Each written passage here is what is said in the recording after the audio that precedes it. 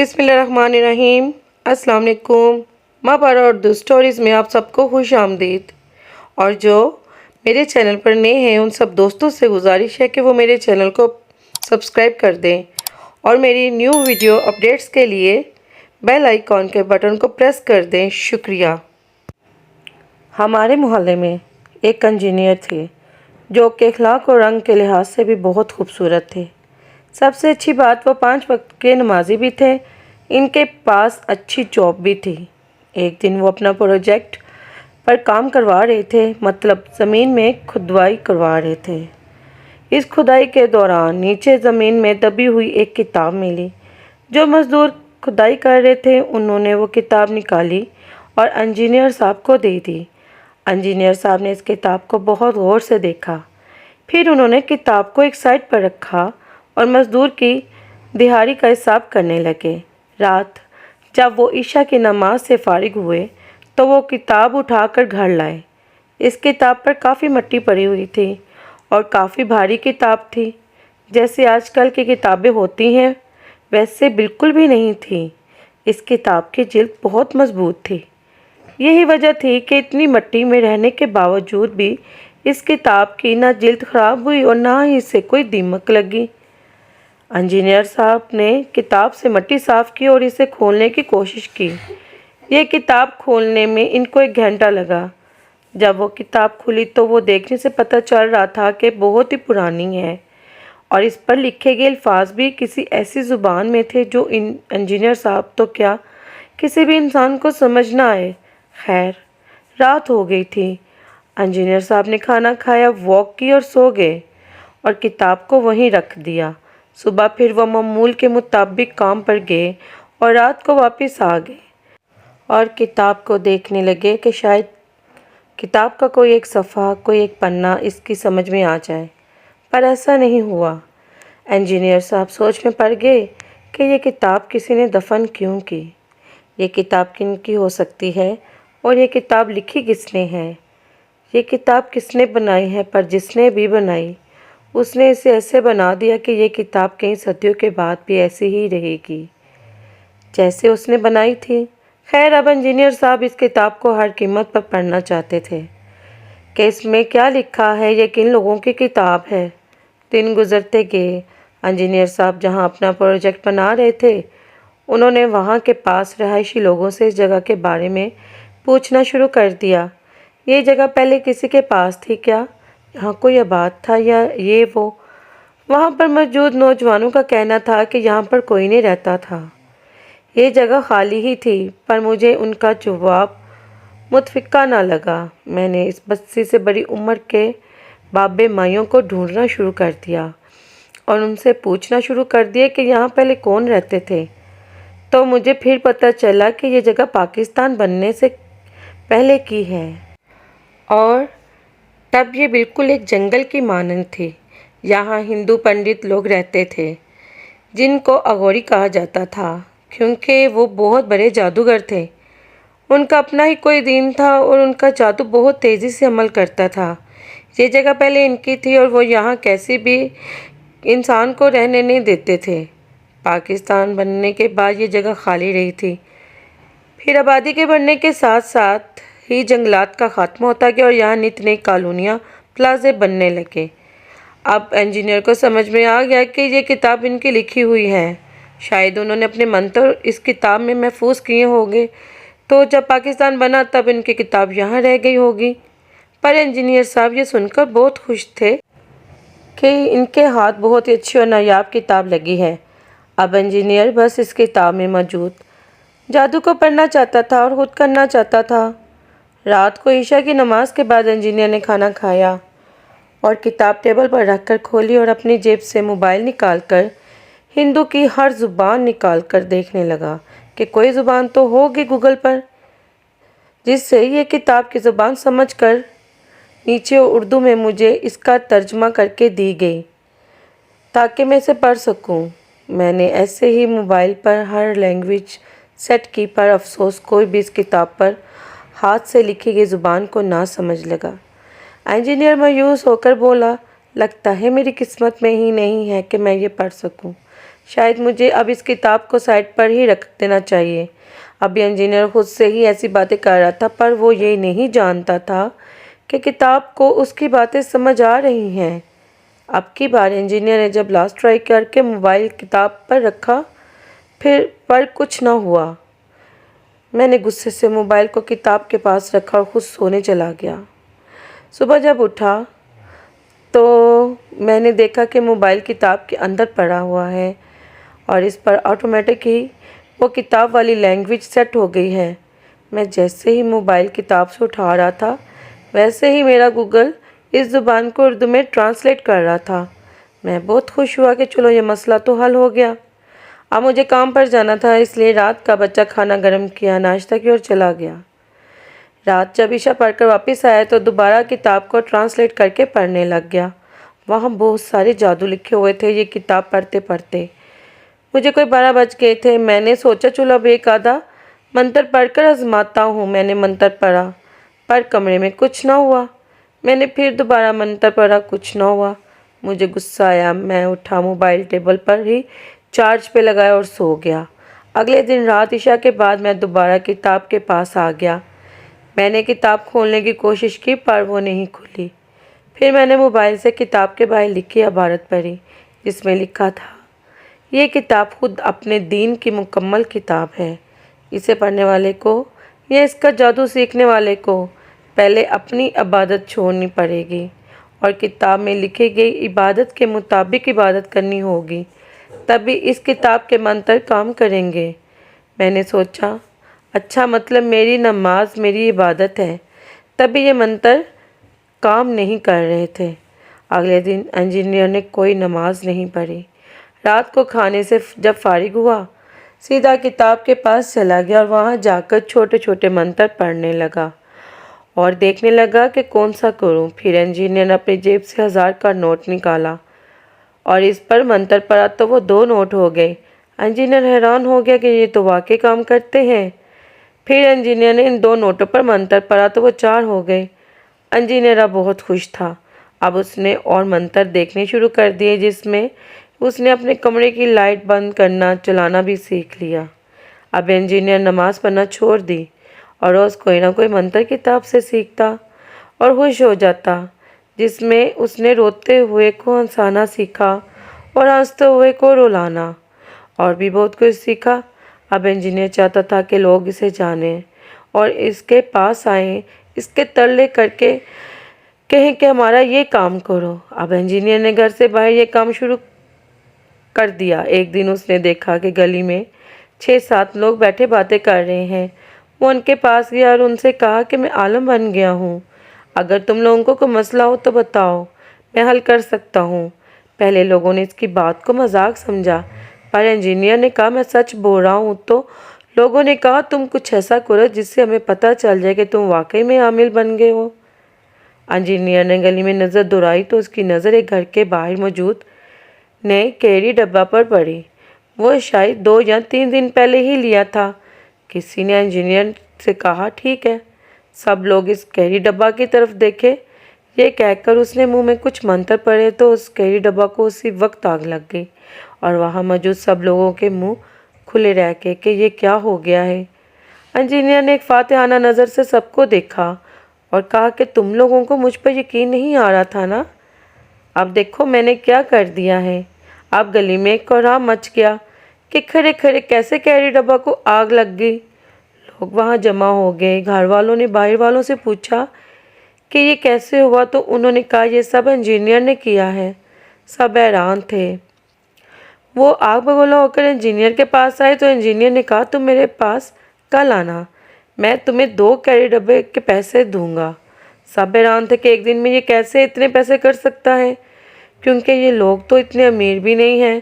Engineer کے گھر والے بھی بہت پریشان تھے، یہ سب کیسے کرے گا۔ انجینئر نے اسی رات کو منتر پڑھ کر پیسے ڈبل سے ٹرپل کرتا گیا اور ایک رات میں کافی پیسہ بنا لیا، اور صبح ہوتے ہی ان کے گھر جا کر وہ پیسے دے آیا۔ اب تو لوگ انجینئر کو پیر بابا سمجھنے لگے۔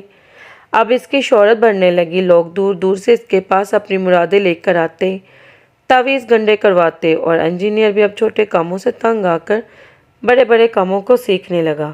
اب انجینئر کو پیسے کی ہوس بڑھنے لگی اور وہ اپنی شہرت کو بڑھتا دیکھ کر اس نے ہر وہ ناجائز کام کرنا شروع کر دیا جس کا اس نے کبھی زندگی میں تصور بھی نہیں کیا تھا۔ اپنی طاقت بڑھانے کے لیے اس نے لوگوں کا قتل کر کے ان کا خون کتاب پر پھینکنا تاکہ اس کی طاقت بڑھتی رہے۔ اب تو بے اولادی محبوب کو قدموں میں کرنے والی جو خواتین اس کے پاس آتی ان سے اپنی ہوس پوری کرتا اور ساتھ ہی ساتھ ان کے کام بھی کرتا۔ آہستہ آہستہ اس میں زنا کی ہوس بڑھتی گئی اور اتنی بڑھی کہ وہ اس چیز کا عادی ہو گیا۔ کہتے ہیں زنا ایک قرض ہے جو انسان کو اپنے گھر سے ادا کرنا پڑتا ہے، پر یہ صاحب اس بات کو بھول گئے تھے کیونکہ یہ خود کو آقا سمجھنے لگ گیا تھا اور اپنی دھن میں مگن رہتا۔ اگر ایسے کسی چیز کی فکر تھی تو وہ بس اس کی شہرت کا، جسے بڑھانے کے لیے یہ کچھ بھی کر سکتا تھا۔ ایک دن اس کے پاس ایک لڑکا آیا۔ اس نے کہا مجھے ایک لڑکی سے پیار ہے پر وہ مجھے کچھ نہیں سمجھتی۔ آپ کو جو چاہیے میں آپ کو دیتا ہوں، بس مجھے وہ لڑکی ہر حال میں چاہیے اور وہ بھی بس کچھ عرصے تک، جب تک میری ہوس اس کے ساتھ پوری نہیں ہوتی، اور کچھ ایسا کرے کہ وہ لڑکی کچھ عرصہ زندہ رہنے کے بعد خود ہی مر جائے تاکہ ہم سب بچ جائیں۔ انجینئر نے کہا ٹھیک ہے، تم مجھے اپنی کچھ زمین دے دو اور اتنے پیسے دے دو، تمہارا کام ہو جائے گا۔ لڑکے نے ایسا ہی کیا اور جو جو چیز انجینئر نے مانگی تھی وہ بھی پوری کی۔ اب اس کا اثر یہ ہوا کہ وہ لڑکا جس کو اپنے بس میں کرنا چاہتا تھا وہ ایسی انجینئر کی سب سے لاڈلی بہن تھی۔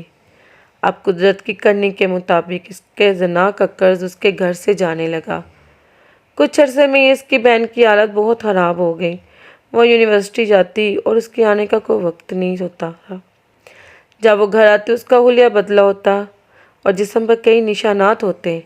جب انجینئر نے جانچ پڑتال کی تو اسے اصل مدعے کا پتہ چلا تو اسے بہت افسوس اور خود میں شرمندگی ہو گئی کہ اس نے اپنی بہن کی زندگی خود برباد کی ہے، اور آہستہ آہستہ اس کی بہن اپنے پر ہونے والی زیادتیوں سے زیادہ عرصہ زندہ نہیں رہ سکی، اور انجینئر بھی اس بات کو جان چکا تھا کہ اس کی بہن اب بچنے والی نہیں ہے کیونکہ اسے مارنے والا خود ہی ہے۔ بہن کی وفات کے بعد انجینئر کو اپنی ہر بری کی ہوئی حرکتوں پر غصہ آنے لگا۔ وہ رات اس نے رو رو کر گزاری، اور وہ اکیلی رات نہیں، وہ ہر روز رات کو روتا تھا۔ اب اسے کتاب سے نفرت ہونے لگی۔ وہ کتاب سے جان چھڑوانا چاہتا، مگر وہ جتنے اس سے دور جاتا کتاب اتنی اس کے پاس آتی۔ اب اس نے لوگوں کے کام کرنے بھی بند کر دیے، خود کو ایک کمرے میں بند کر لیا اور ساری رات روتا رہتا۔ ایک دن اکیلے کمرے میں لیٹے ہوئے سے اپنے سارے گناہ یاد آنے لگے۔ یہ روتا رہا، پھر اٹھا جائے نماز ڈھونڈی اور اللہ سے توبہ کرنے لگا، پر جیسے ہی وہ جائے نماز کے پاس جاتا تو کوئی غائبی طاقت اسے روک لیتی۔ وہ بار بار کوشش کرتا پر ناکام رہ جاتا۔ انجینئر روتا ہوا جب پھر سے جائے نماز کے پاس جانے لگا تو اس نے اپنے سامنے ایک بہت ہی بھیانک چہرہ دیکھا، جسے دیکھ کر اس کی چیخ نکل گئی اور یہ وہی بے ہوش ہو گیا۔ گھر والے اس کے کمرے کی طرف آئے پر اس کا دروازہ لاک تھا، کوئی اندر نہیں جا سکا۔ انہوں نے بہت کوشش کی پر دروازہ نہ کھلا۔ صبح ہی تو گھر والوں نے دوبارہ دروازہ کھٹکایا پر اندر سے کوئی جواب نہ آیا۔ رات کو جب انجینئر کو ہوش آیا تو اس نے دروازہ کھولا، گھر والوں کو شکل دکھائی، کھانا کھایا، وضو کیا اور کمرے میں چلا گیا۔ وہاں جا کر جائے نماز پکڑا ہی تھا کہ اسے پھر سے وہی بھیانک اور خوفناک شکل دکھائی دی، جسے دیکھ کر اس نے پھر سے زور سے چیخ ماری، جس سے گھر والے بھاگ کر اس کے پاس آئے اور انجینئر پھر بے ہوش ہو گیا۔ رات گھر والے اس کے پاس رہے۔ انجینئر کی اماں ساری رات اس پر پھونکے مارتی رہی۔ رات کا نہ جانے یہ کون سا پہر تھا کہ انجینئر کی آنکھ کھلی تو وہ بھیانک شکل پھر اس کے سامنے تھی، جسے وہ ابھی کے ابھی اس سے نکل جائے گی۔ وہ آہستہ آہستہ انجینئر کے پاس آئے اور بولا، تم اب ہمارے ہو، بس ہمارے۔ تم نے اپنا مذہب چھوڑ کر ہمارا مذہب چنا ہے، اب تم بھول کر بھی واپس اپنے مذہب میں نہیں جا سکو گے۔ اگر تم نے ایسا کیا تو ہم تمہیں مار دیں گے۔ اب تم یہ اپنے ڈرامے بند کرو اور دوبارہ سے اپنے کام میں لگو اور ہمیں خون دو، ورنہ ہم تمہارا خون لینا شروع کر دیں گے۔ اور ہاں، اپنے گھر والوں سے کہو کہ وہ اب تمہارے ارد گرد نہ منڈلائیں۔ یہ مذہب تم نے اپنی مرضی سے چنا تھا، اب دوسرے مذہب والوں سے دور رہو، ورنہ یہ ان کے لیے اور تمہارے لیے اچھا نہیں ہوگا، اور ہماری پاور کا تو تم کو اندازہ ہو ہی گیا ہوگا۔ یہ کہہ کر وہ غائب ہو گئے۔ اس کے جانے کے بعد جب صبح ہوئی تو امی نے کہا بیٹا اٹھو نماز پڑھ لو۔ امی کی یہ بات سن کر انجینئر زور سے رونے لگ گیا اور بولا امی آپ پڑھ لو، میں نہیں پڑھ سکتا۔ امی نے کہا کیوں؟ انجینئر چپ رہا، پھر امی نے اسے زبردستی اٹھایا، وضو کروایا۔ انجینئر کو بخار تھا تو اماں نے کہا گھر میں نماز پڑھ لو۔ انجینئر جیسے جائے نماز پکڑتا تو اس کا ہاتھ جائے نماز تک نہ جاتا، پاس پڑا ہوا جائے نماز بھی اسے دور لگتا۔ جب وہ مسجد جاتا تو وہاں بھیانک شکل والی اسے مسجد میں جانے نہیں دیتی تھی۔ اب انجینئر کو دورے پڑنے لگ گئے اور اس کا رنگ کالا پڑنے لگ گیا۔ لوگ حیران تھے کہ ایسے کیا ہو گیا ہے، یہ تو خود پیر تھا۔ المختصر پھر لوگوں نے کہا اسے کسی بابا کے پاس لے جاؤ۔ پھر کسی نے بتایا کہ مری میں فلاں جگہ پر ایک بہت پہنچے ہوئے بابا جی ہیں، ان کے پاس لے جائیں۔ جب انجینئر کو وہاں لے کر جا رہے تھے تو راستے میں ان بھیانک شکل والیوں نے بہت تنگ کیا۔ کبھی ڈرائیور کی آنکھیں بند ہو جاتی تاکہ غلط ڈرائیو سے کار الٹ جائے اور سب مر جائیں، کبھی کار خود بخود ہلنے لگ جاتی۔ خیر جیسے تیسے کر کے جب وہ بزرگ کے پاس پہنچے تب انہوں نے انجینئر کو اپنے پاس بلایا۔ تب انجینئر نے سب بتایا۔ پھر بزرگ نے اسے ایک دائرے میں بٹھایا، اس کے اندر حاضری کروائی تو وہ چڑیل حاضر ہوئی۔ اس نے کہا ہم برسوں سے اپنے بزرگوں کی کتاب کی رکھوالی کر رہے تھے۔ پھر اس نے وہ کتاب لی اور پڑھی، اب یہ شخص ہمارا ہے، اب یہ ہمارا ہم مذہب ہے، ہم اسے ایسے یہ مذہب چھوڑنے نہیں دیں گے۔ بزرگ نے کہا اس نے جو بھی کیا بھول کر کیا۔ تو چڑیل نے کہا اس نے یہ سب بھول کر نہیں بلکہ اپنی ہوس اور شہرت کے لیے کیا ہے۔ اب ہم اسے زندہ نہیں چھوڑیں گے، یہ ہمارا ہے، ہم اسے مار ڈالیں گے، بس جیسے ہی یہ دائرے سے باہر آئے گا ہم اسے مار دیں گے۔ المختصر ان بزرگ نے کہا کہ یہ اب کبھی بھی اس دائرے سے باہر نہیں آئے گا۔ اگر تم طاقتور ہو تو میرے پاس بھی اللہ کا کلام ہے جو تمہیں ختم کر دے گا، باقی ہم تم سے معافی مانگتے ہیں، تم اس کی جان چھوڑ دو۔ پھر بزرگ اور چڑیل کے درمیان معاہدہ ہوا کہ 21 اونٹ، 11 بیل اور 7 بکروں کے ساتھ ہمیں تمہارا مطلب بزرگ کا خون چاہیے، جتنا ہم چاہیں گے اتنا ہی، مطلب جب تک تم خون دیتے دیتے بے ہوش نہیں ہو جاتے تب تک کا تمہارا سارا خون ہمیں چاہیے، اور جانور صحت مند ہونے چاہیے اور سبھی ایک ہی سائز کے ہونے چاہیے، ورنہ ہم ایسے نہیں چھوڑیں گے، اور یہ خون کی بلی ہمیں اماوس کی رات کو چاہیے۔ بزرگ نے کہا ٹھیک ہے۔ کچھ دن بعد جب اماوس کی رات آئی تو بزرگ نے ایسا ہی کیا، پہلے ایک اونٹ کا خون بہایا پھر دوسرے کا، اور حیرت کی بات یہ تھی کہ خون زمین پر گرتے ہی ایسے صاف ہو جاتا تھا جیسے زمین پر کچھ گرا ہی نہ ہو۔ ساری رات یہ پروسیس چلتا رہا، ایک کے بعد ایک جانور کا خون بہایا گیا۔ پھر سب سے مشکل آخری مرحلہ تھا جس میں بزرگ نے اپنا خون دینا تھا۔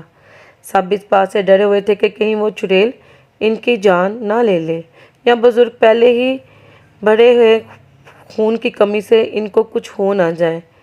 خیر جیسا بھی تھا، زندگی اور موت تو اللہ کے ہاتھ میں ہی ہوتی ہے۔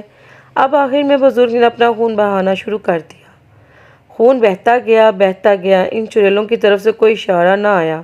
ہم سب ڈرے ہوئے تھے۔ بزرگ صاحب کا رنگ بھی اب زرد پڑنے لگ گیا تھا۔ پھر اللہ کی کرنی ایسی ہوئی کہ اذان شروع ہو گئی۔ اذان کے ہوتے ہی ساتھ انہوں نے کہا ٹھیک ہے ہمارا وعدہ پورا ہوا، ہم نے اسے چھوڑ دیا، اب یہ ہماری کتاب کو ویسے ہی زمین میں دفن کر دے جیسے وہ پہلے دفن ہوئی تھی۔ چڑیل کے جانے کے بعد ہم نے فوراً بزرگ کو اٹھایا اور ہسپتال لے گئے، وہاں ان کو خون کی بوتل لگوائی۔ ان کو کمزوری بھی کافی ہو گئی تھی، پر جب ان کو ہوش آیا ہم سب نے ان سے معافی مانگی۔ تب بزرگ نے مجھے اپنے پاس بلایا، کہا بیٹا شکر کرو کہ انہوں نے تمہاری جان چھوڑ دی، وہ بھی اتنے کم خون میں، ورنہ ان کو تمہاری جان کے متبادل میری جان چاہیے تھی۔ اب تم دوبارہ ایسی حرکت کبھی نہ کرنا اور اب نماز کبھی نہ چھوڑنا۔ اور ساتھ ہی انہوں نے کہا کہ بیٹا میں نے ان چڑیلوں کو خون دے کر تمہاری معافی تو کروا لی، اب تم اللہ سے معافی مانگو جس کا دین چھوڑ کر تم بے دین ہو گئے تھے۔ اس کے بعد جب یہ گھر آئے تب انجینئر نماز تو پڑھنے لگ گیا، تب اسے کوئی نہیں روکنے والا تھا، مطلب وہ چڑیلیں اب نہیں آتی تھی اسے روکنے۔ اب یہ نماز پڑھتا، اللہ سے رو رو کر معافی مانگتا، پر ایسے اب دلی سکون نہیں مل رہا تھا۔ اب انجینئر کا دل بے سکون رہتا تھا جیسے اللہ اس سے ناراض ہو۔ انجینئر اپنے وہی پرانے سکون کو پانے کی کوشش کرتا پر اسے وہ نہیں ملتا۔ انجینئر نماز پڑھنے کے لوگوں سے کہتا کہ آپ سب لوگ میرے لیے دعا کریں کہ اللہ مجھے معاف کر دے، اللہ میری توبہ قبول کر لیں۔ کچھ لوگ اس کے لیے دعا کرتے، باقی زیادہ تر لوگ اسے دھتکار دیتے اور کہتے کہ یہ تمہارا ہی کیا ہوا، تمہیں کس نے کہا تھا کہ نماز چھوڑ دو۔ ایک ماہ تک وہ ایسے ہی رو رو کر لوگوں سے کہتا، آپ لوگ میرے لیے دعا کیا کریں۔ پھر ایک دن لوگ انجینئر کو مسجد کے امام کے پاس لے گئے۔ تب انجینئر نے کہا کہ میں نے جو بھی کیا جانے انجانے میں کیا۔ تو انہوں نے کہا، کیا تم بچے تھے کہ جو تمہیں اتنا سمجھ نہیں سکے کہ وہ کتاب کا اپنا دین تھا؟